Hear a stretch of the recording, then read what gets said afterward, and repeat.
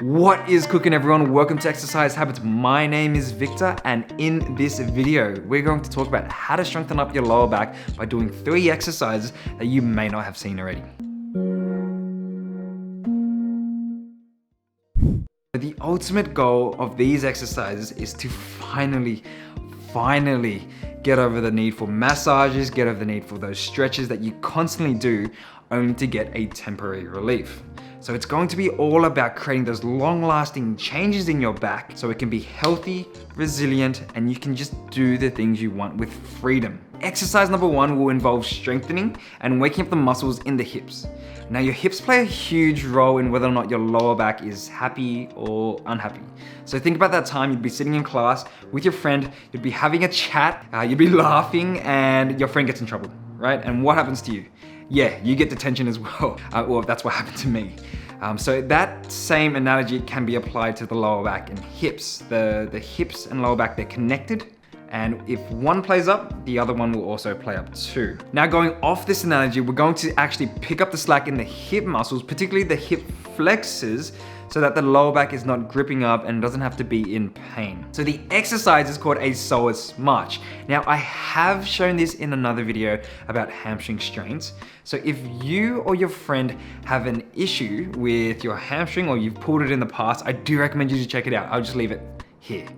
But let's get into the psoas march for our lower back. So for the psoas march, you just need to grab a band, put it around the feet, and if you don't worry, I'll show you an alternate exercise at the end. But what you want to do here, you just want to drive your knee up towards your chest just to about 90 degrees and then back down. So you should be feeling a bit of your tummy and core muscles, and you should feel a muscle at the front of the hip activating right here.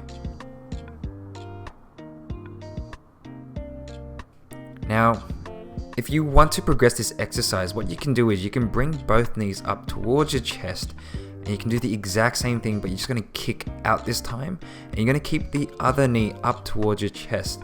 Now, I say this is a progression because it is more of a core exercise, but it depends on you. You find out which one's harder for yourself. So for this exercise, I want you to do about 8 to 10 or 10 to 12. You choose whatever you can do. Now, for those who don't have a band, what you can do, you can just drive your knee up towards your chest, up and down, just like that. And you should feel this at the front of the hip still. It might not be as much as compared to the resistance band, but look, it is better than nothing, and you should be savvy with your workout and rehab. So to progress this exercise into more of a core workout, you can bring both knees up and just keep one knee up as you kick the other leg down. And again, do about 10 to 12 on each side, and you should feel great. For the psoas march, you should feel it in your hip flexors, which sit right at the front of your hips. Now, this muscle in particular can become quite tight and stiff just because of just how much we sit these days, me myself included. And by strengthening up the hip flexors, it doesn't have to spasm up as much, and we get some more control in the muscle, so it doesn't have to pull in the lower back anymore. Make sense? So do 2 sets of 10 to 12 every day, and we will get into our second exercise now. The second exercise is called a bird dog, and this is a great exercise to teach you how to move your arms and legs without moving your lower back, because essentially that is the issue at hand right now.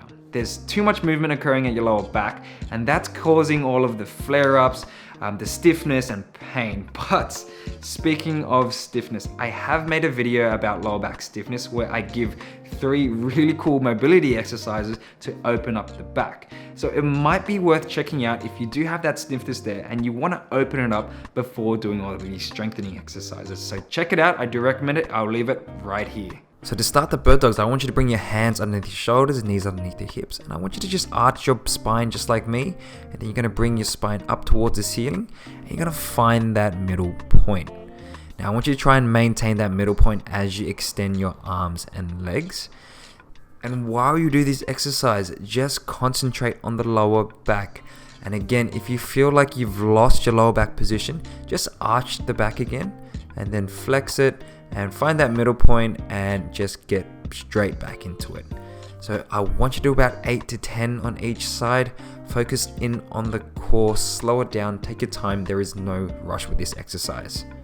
And just one more point, I want you to try and maintain your hip position, try not to sway side to side. But if you find yourself swaying, you can just focus in on some kickbacks. So bend the knee, kick it back behind you. Focus on the legs and the core, and just by focusing on the legs, it makes it a bit easier on everything. But the goal is to get into those bird dogs. Let me just explain to you what's actually going on. This is your spine, and your core just wraps all around the front and back of the spine. So when it comes to back pain, just think about a bruise forming on the spine itself. So just somewhere around there, right?